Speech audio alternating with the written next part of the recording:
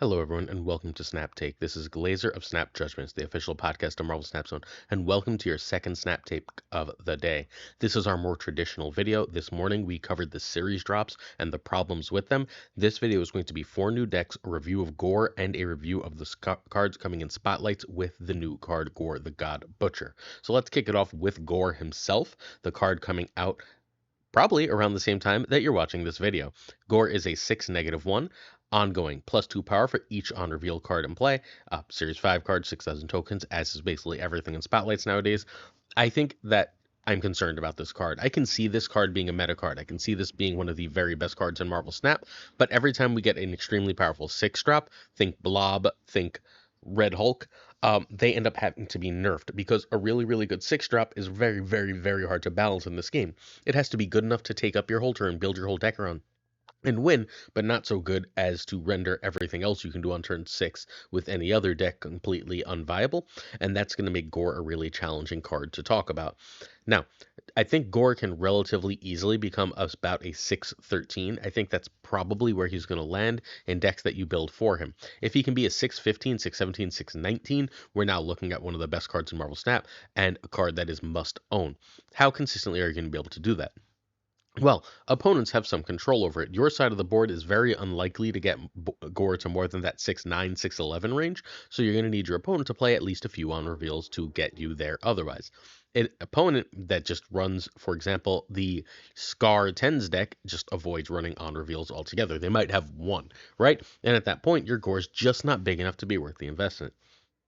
However, in most metas, think against a bounce opponent who's playing 7 or 8 bounce cards. That alone is going to give you a gigantic Gorr. So there's an average. Lauren Whatevs did an article on Marvel Snap Zone where she looked at the average Gorrs and what we could expect based on distribution of stats, and found that Gorr is usually going to be a 6-11 to 6-13.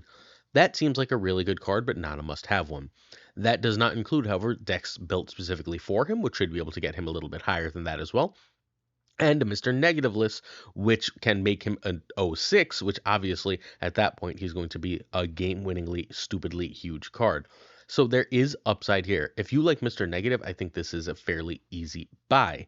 If you don't like Mr. Negative, however, I think that this is a wait and see card, and we're going to actually give a quick reminder now of how we do things here on this channel. So every time a new card comes out, we review it that day on video. We give it a nice preview. Here's what we expect. Here's the key factors for this card.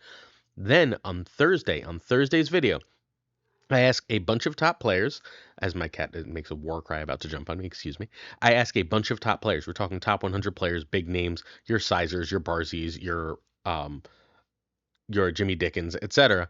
I ask them what they think of the card, and then I present that information to you. On Friday, the first day that it actually matters whether or not you buy the card, because it's the first day you get a bonus outside of just playing with it sooner, because weekend missions will have Gorr, right? So you'll get X amount of tokens if you have Gorr for weekend missions. So I look at the stats for the first few days, and I look at the top creators and my own experiences, and I give you an initial Gorr recommendation. By either Sunday or Monday's video, I do a last chance Gorr review, where I tell you what my final verdict is on this card, after we have the most information possible, which weekend missions give to us. So we're not just reviewing this card once, telling you, hey, go get it, hey, don't go get it, we're done here. We're giving you a long-term outlook. We're doing our very best to make sure that you spend your limited resources in Marvel Snap the very best way. The Gorr deck that we're going to start with is Gorry. This is an Ika deck, and it's a Gorr deck that can both counter Gorr and play Gorr. The assumption here is that a lot of people for the next few days are going to be playing Mr. Negative, Gorr, hello, Mr. Negative, and Gorr. You basically get to hard counter those decks with this. There's also, still a lot of arishem in the meta, and still a lot of Thanos in the meta, and all of those make Cassandra Nova really good, right? You've got Super Skrull, because if they're playing a Gorr, now you've got a Gorr that's a 4-2 instead of a 6-1. You've got a Mobius, because if they're in Mr. Negative deck, you can just straight up snap them on that, get priority, and Eliath them. You don't have to worry about Gorr. There are a million ways to find ways to be ultra successful with this deck. We've even got the Pixie combo. You want to run Mobius anyway, so you might as well run Pixie and occasionally get that like 1 or 2 power Gorr that's going to be crazy powerful that you can play at the end of the game with like an Iron Lad to win the game. This is a really, really cool take on it, one that you're not going to see anywhere else. Ika sent this to me literally last night. I was like, what do you have for Gorr that's different? Because I'm seeing a lot of the same decks. Everyone's putting it in either hammer shells with King Eitri, or putting it in negative shells, right? And occasionally like a Thanos or arishem, but whatever. So I was like, what else can we do with this? And this is a really good place to start if you're worried about Gorr taking over your meta. If you'd like to see Ika play this list, please check out twitch.tv/Ika_MTS. Ika is brilliant, one of the best and most featured deck builders here on this channel. This deck needs Pixie, Ravonna, Mobius, Eliath, and Kate. Nico, Hydra, and Hydra Bob can be Iceman, Wasp, Snowguard, cards like that. Iron Lad can be Anti-Venom. I know that's replacing a 5 and soon to be Series 4 for a 5, but sorry. You can try Jubilee there. I think it's way worse. And Gorr can be Iron Man. I don't think you actually need Gorr to make this deck work. I think Iron Man will work most of the same way. It still works with the Ravonna. It's still great with Pixie. It's still great with the White Tiger, Tigers, etc., etc. A big question we're going to have to answer as we go forward is Gorr actually better? Is Gorr actually bigger than Iron Man? If Gorr is not bigger than Iron Man, then we just go back to running the simple 5-0 instead of the 6 negative one that we don't have to build our whole deck around. So we'll see where that leads us going forward. So this is a day 1 Gorr deck.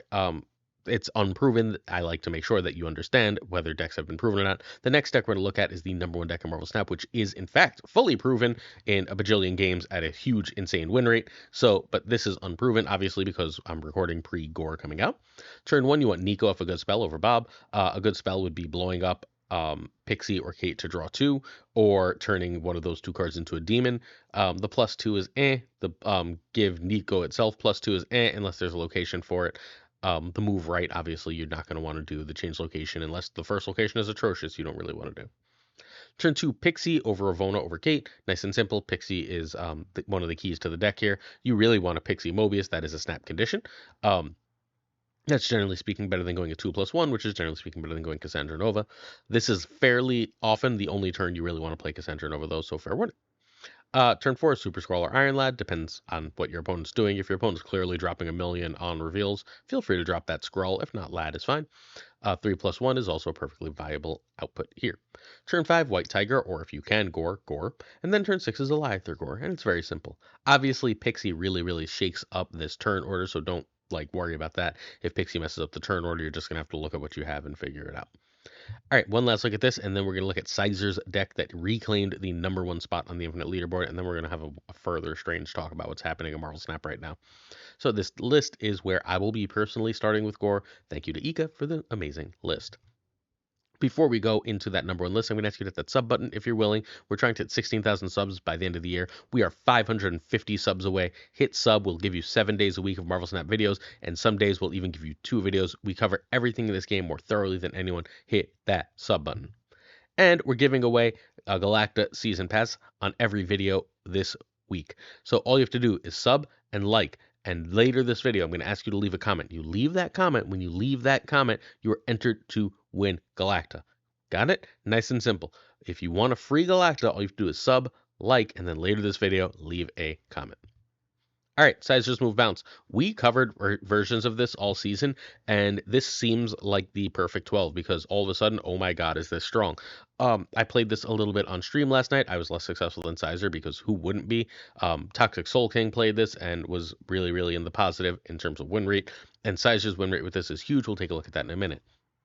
This cut all the cute stuff, right? Like it cut the magic, it cut the Frigga, and just said move bounce if people aren't going to be running Shadow King and Cosmo is just insane. And there's very little Cosmo and Shadow King left. A lot of people have moved on to bigger things, and if that's the case, then this just puts up more points than anything. You can find Sizer on Twitch streaming every freaking day at twitch.tv/Sizer2654. If you don't know who Sizer is, he was the #1 player in the Infinite Leaderboard last season. He was the #1 player in July and last December. He was #2 several other seasons. I think as of recording, he's technically fallen from #1 to #2 with this deck. And we'll talk about that when we get to our last look at this deck, because I think something funky is happening there. But he climbed 300 snap points with a 72% win rate with this deck in I think like 90 games, which is insane for a single day. But a 72% win rate when you're that high in the Infinite Leaderboard is insane. That's absolutely dominating, like face slam dominating the best players in Marvel Snap right now. This deck needs Aranya, Ghostbiter, Man Web, and US Agent. US Agent has been the secret sauce. It is the way that this goes positive cubes, as you're able to win lanes with less investment. So US Agent is a huge card here. a card like Iron Man could do, but obviously that's significantly more expensive, so you need the agent. Agent Venom and Toxin are your swing cards. Agent Venom, in fact, is just fine here. It's not a great card here. It's not a card that's important without its new power. It's just nice to have the 2/5 as a body at the end, to be honest. U.S. Agent and Agent Venom at the end of the game is 5 power, right? Sorry, excuse me, is 8 power in a lane plus -4, so it plays for like 12 for 4, which ends up being really, really good at the end of the game if you end up needing it. Toxin is important, but if you don't have Toxin, you can run Falcon. Sizer has tested Falcon in the Agent Venom spot and is going back and forth on it. Personally, I like Agent Venom a little bit more, but I recognize the use of Falcon here too. Cloak, Frigga, Kate Bishop, and Mobius are all other potential cards that you can put in those Agent Venom Toxin slots. But the first change you make is Falcon, and then you're choosing between the rest for the rest. All right, so 80 and 30, sorry, 110 games for 72% win rate. Mind frickin' boggling. Turn 1, Aranya. Turn 2, you want Madam Web, or you can get Torch going. So if you have Aranya and then you have double move on Torch, you do that, and make sure you keep bounce in mind, that you're running 2 location bouncers, and you want to bounce both the enablers and the payoff. You can also set up a Vulture move here if you'd like to by dropping an Iron Fist if you don't see anything else, and that's what you got. So turn 3 is your Vulture move, or you can bounce your Torch stuff. Turn 4, you want your second mover, and sometimes you replay that first mover, sometimes you don't if you bounced it. Sometimes you just wait longer for Torch. If you beasted back Torch early, feel free to play it back. The thing you can do is you can beast back that stuff. Then you can go like Iron Fist Torch into that beast and drop all on turn 4, right? And drop a Toxin right on that. Then you get an extra beast trigger. You end up with the 7 power Toxin. You get a super huge Human Torch that way. It's really strong. Turn 4, second mover. Again, I just explained how to do that kind of thing. If you didn't, you can start setting up a Vulture. You can start setting up a Dagger. A big thing that you need to learn with this list is how and when to start those movers going. You'll use Dagger when nothing else, and deciding between Torch and Vulture is not something I'm perfect with. It takes a lot of practice. Turn 5 is meant to be your final bounce so that you can lose Prio. Unless you think your opponent has Goliath, then gain Prio, right? Decide whether you think your opponent has Goliath or Shang/Shadow King. If the answer is Goliath, you want to try and gain Prio. You're going to leave one of your big cards on the board and bounce enablers. If your opponent instead has, whatchamacallit, if your opponent instead you think is running Shang, if they're playing like a Wiccan deck, right? Like, and they seem to be mid-range and playing a bunch of 4s, you think they have a Shang or a Shadow King, now you want to bounce your big thing. Don't worry about the enablers. You'll be able to like just drop a couple giant things at the end, like your stupidly big Human Torch and Vulture, to win the game, and don't overstress it. All right, I don't know why it says Fenris Review. Ignore that. We did the Fenris Review last time. One last look at this Sizer Move Bounce, which is the current #1 deck in Marvel Snap. 72% win rate in 110 games is completely crazy. And because I said I would talk about this, the Italians have still not reached out to me. They're still unhappy with me from what I've been told, the screenshots I've been sent, for noting this. But Sizer took all day. He played like an 11.5-hour stream. He climbed 300 snap points to reclaim #1 spot with this list with an insane win rate, overtaking Luke Skywalker. Luke Skywalker then in 20 minutes got 100 snap points, and I'm not saying that's not possible, but they've decided that he's going to be #1 this season and are feeding him. So while his accomplishments are still great, Italy is not the whole meta. He's clearly winning a lot of games of Marvel Snap just on his own. Being fed 8 cubers will help you be #1, and it's going to discount the accomplishment, at least in my eyes, going forward. I'm not sure if anyone else cares about this but me, but you can let me know in the comments if you think that this is worth continuing to track as a subject, or it's just like, okay, whatever, whoever's up #1 ends up #1. I don't know. It's not that I don't think that like an occasional game here or there for your friend is like a nightmare. I think the consistency of it, I think 100 snap points in 20 minutes is a little bit ridiculous. All right, our other Spotlight Cash cards this week are 2 Series 4 cards, which generally suggest that they think Gorr is going to be, if not super strong, then extremely desirable. We've got Legion and Havoc. Havoc is the first card we're going to talk about. Havoc is fine. It is a card that goes in occasional decks and is almost always replaceable. You're not sad to own Havoc. Especially if you like little Thena, Bast, Agent Venom type decks. Havoc is a perfectly good card to throw into one of those, and he ends up powerful. His downside is really, really rough, and he's not a great card. Feel free to skip out on Havoc. Meanwhile, Legion is a great card. Legion ends up in a lot of decks and absolutely steals cubes fairly consistently. Legion is excellent. It is showing up in decks literally right now. I believe KM has him in this mid-range deck that Stefan made. Although I think the important part, We talked about that Stefan deck a couple days ago. The important part is Legion's in no way required for that deck. Legion's great, right? But unlike 3 drops, the best cards outside of like Juggernaut are all Series 4 and 5 cards. For Legion, a lot of the other best 5 are cards like Claw and Iron Man that are free. They're just early series cards that you can play. So as great as Legion is, he is almost never actually required for decks. So between those and Havoc, if you're opening this week, I think you're opening for Gorr. Quick variant notes. I don't like Gorr's design, I think is the problem. I think that this Gorr is very ugly. I will be buying the the Victor Faro Gorr that comes out in after I get the card. I get all the cards. I'm a content creator. It makes sense for me to in order to review them. So I will be getting that Gorr. I don't love it. It's fine. I think the character is strangely designed, whatever. I do love this Legion, but I have multiple great Legions, and I have Gold Legion. I don't think this one's going to look particularly good in Gold, so I'm in no rush to get it. And I have multiple better Havocs as far as variants go. This Legion is great, and it pushes me to borderline of getting it, but like I have the last Spotlight Legion, the one where like he's hunched over in blue with multiple Legions. I have the guitar one, I have the hip, and I think I have one other on top of that. So like I have, excuse me, plenty of Legions. I don't think I need any more Legions. And I have both the Meltdown and the really cool X Factor uniform for Havoc, and I don't think I need an extra Havoc either. So like I'm gonna just probably use my tokens on Gorr. If you want this Legion, I can't blame you though. Um, Havoc's Rings of Power thing here look a little bit too much like bubbles for me, and I can't unsee that. If you want a really great review of like variants and stuff, we on our first podcast of the season had Kid Leech on when we talked about these cards, and she did a ridiculously amazing job talking about the variants and everything else. And like she was just amazing. So you should make sure you check out that episode of the Snap Judgments podcast, the podcast which releases on Saturdays. All right, AndreVar update. We featured this AndreVar deck forever. AndreVar basically along with oh my god, I just lost his name. Along with Abra formed this as an archetype, and now this is one of the top archetypes in Marvel Snap. AndreVar kept winning tournaments with it. He's ranked, I believe, number 7 with this in the world right now.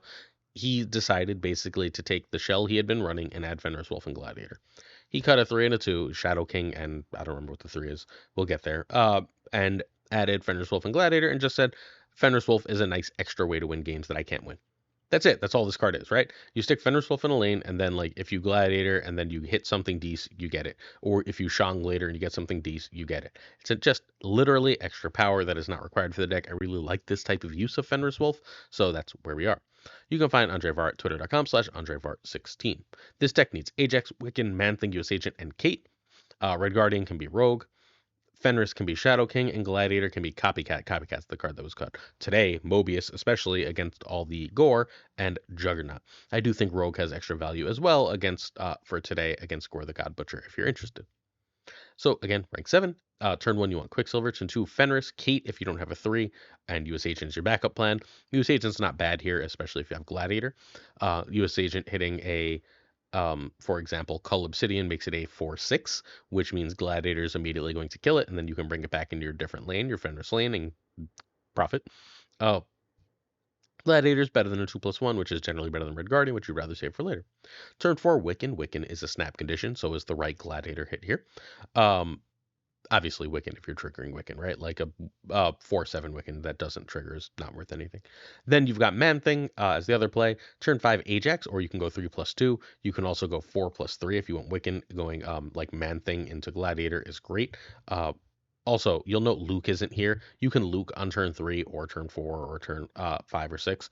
Luke's power here is often as a surprise. I like to leave my Hazmat as a potential making a 20-something power Ajax, or as a potential counter to opponents without letting them know that it's there, right? So I like to hold my Luke where possible, but obviously you'll play it sooner if necessary. So like you can go Man-Thing and Luke at that point, for example. All right, turn 6 is Shang and Man-Thing if you have 8 energy, Shang and US Agent, Man-Thing, US Agent if not, or you can go Ajax and Hazmat. Again, if you dropped Ajax earlier, now you can go Hazmat, US Agent, and Kate Bishop, or trigger Fenris, or whatever the hell you want. And at that point, you've probably won the game. This is, again, one of my favorite decks and archetypes in the game. This is like 90% what I play. I have like 5 different versions of this built right now.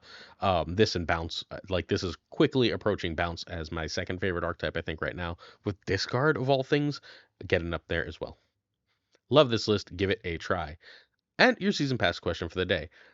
Do you watch series drop videos outside of mine? Did you watch mine? For starters, what do you think of them? Whose take was your favorite if you saw more than one?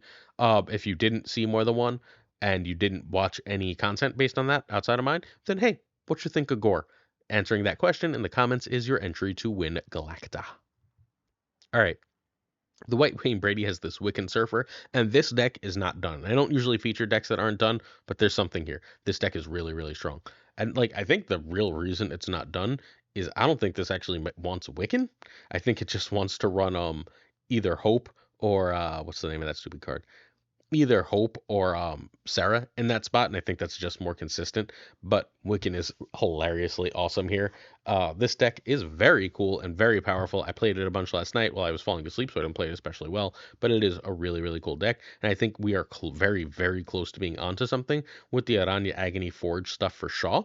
I think that we're starting to get to a point where Shaw can be like this lane-winning giant all on his own, and then you can use like a US Agent Surfer type lane to win another lane, and I'm very, very excited for this. I think that this is going to be absolutely excellent. We are very close to a final brew of this. I think this deck is going to need brewed, but this is a super strong list.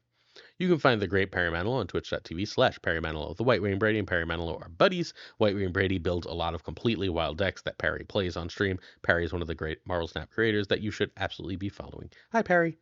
All right, so this deck needs Aranya, Agony, Shaw, and Wiccan. I don't think it needs Wiccan, having played it now. So I think it needs Aranya, Agony, and Shaw. You need the cheap pumpers, and you need Shaw. Kate, Agent, Speed, Copycat can be Hope, Gladiator, Nocturne, Juggernaut, Cassandra Nova.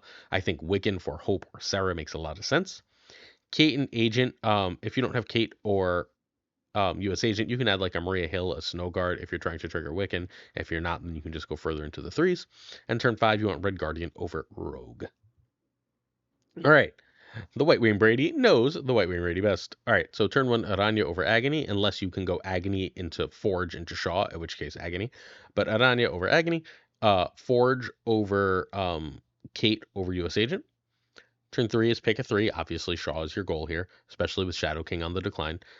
Turn 4 is Wiccan if you can trigger Wiccan. If not, you're looking to play one of your 3s with a 1. Turn 5 if you can play 2 3s. If not, 3+2.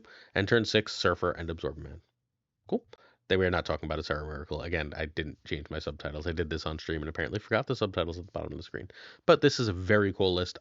We're going to keep tweaking this and keep you updated on it because there is legitimately something here. This is extremely powerful and should be able to compete with most of the meta in very, very meaningful ways. I'm trying to figure out like what I can cut to get, like, I think I'm cutting both Hawkeye and Wiccan and adding like Kate Bishop and Rogue. Not Kate Bishop and Rogue. What's the name of this card? Hope Summers and Rogue and going to town. And then I need to figure out how to add Shaw, maybe. It's not Shaw.